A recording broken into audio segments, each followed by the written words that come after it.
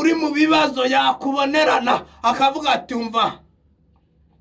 reka nguhe 2 ujye kureba ukuntu wigenza wenda niba uriri ijoro urye ariko ntabwo ubuzi ko ejo uzarya kubera iki akuzi ko uri umushomeri akuzi ko ufite igikururuka akavuga ati ariko nubwo kari burya ijoro ejo ho umva nishaka izamukindure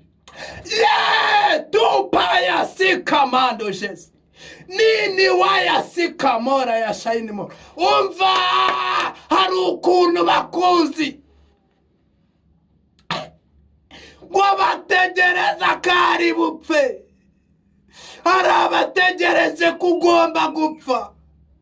ariko reka nkubwire ngo nta rupfu ruhari hari abategereje kutazabyara nibyo barakuzinze ariko Uwiteka